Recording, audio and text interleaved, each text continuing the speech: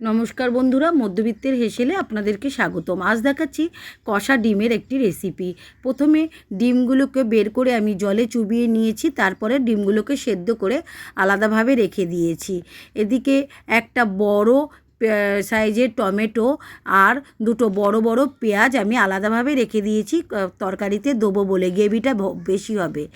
আর একটা পাত্রে দিয়ে রেখেছি লঙ্কার গুঁড়ো, লাল লঙ্কার গুঁড়ো, হলুদের গুঁড়ো, ধনের গুঁড়ো, জিরের গুঁড়ো আর এলাচ লবঙ্গ। এদিকে আদাটাকে ছুলে নিয়েছি, 2 ইঞ্চির মতন আদা নিয়েছি, একটা গোটা রসুন নিয়েছি, টমেটোগুলোকে কুচিয়ে আলাদাভাবে রেখে দিয়েছি, আর পেঁয়াজটা বড় বড় দুটো পেঁয়াজ বড় বড় করে কেটে সবগুলো দিয়ে একটা পেস্ট তৈরি করে রাখবো, ঘন পেস্ট তৈরি করে রেখে দেবো। এবার ধনে জিরের গুঁড়োর মধ্যে দেখো এলাচ লবঙ্গ দারচিনি দিয়েও কিন্তু আমি মশলাটাকে তৈরি করে রাখবো। এই গুঁড়ো মশলা দিয়েও একটা মশলা করে রেখে দেবো। আমার ভিডিওগুলো কেমন লাগছে আমাকে কমেন্ট করে জানাবে বন্ধুরা। আর দিয়ে দেবো, আগে থেকে রেডি করে রাখবো পরিমাণ মতন কিছুটা চিনি। এদিকে ফ্রাই প্যানের মধ্যে দিয়ে দিয়েছি সাদা জিরে আর শুকনো লঙ্কা। সাদা জিরে আর শুকনো লঙ্কা যখন গরম হয়ে আসবে তখন তাতে দিয়ে দেবো বেশ কিছুটা পরিমাণ মতন সরিষার তেল। আমি সব রান্নাগুলোই সরিষার তেল দিয়ে রান্না করতে পছন্দ করি, খাঁটি এবং উপকারও সর্ষের তেল। সর্ষের তেল যখন পুরো ফ্রাই প্যানটাতে মাখিয়ে নিয়ে গরম করে নেব, এদিকে আলাদাভাবেই আমি আলু সেদ্ধ করে নিয়েছিলাম, আলুর সঙ্গেই আলুটা ডিমের সাথেই সেদ্ধ করে নিয়েছিলাম।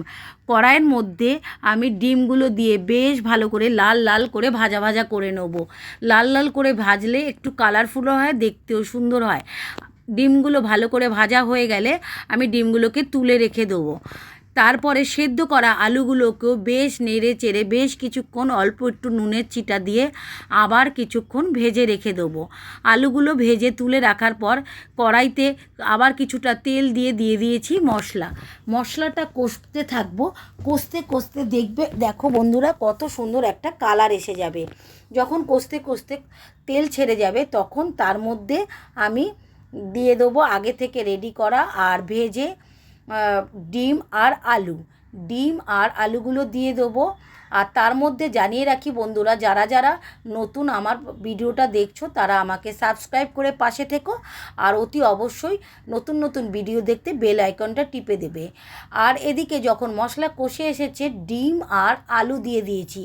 ডিম আর আলু ভালো করে কষিয়ে দিয়ে দেবো পরিমাণ মতন জল, অল্প জল দেবো, কেন এটা কষা কষা তৈরি হবে। আমার ভিডিওগুলো ভালো লাগলে পাশে থেকো, নতুন ভিডিওগুলো দেখতে সাবস্ক্রাইব করো।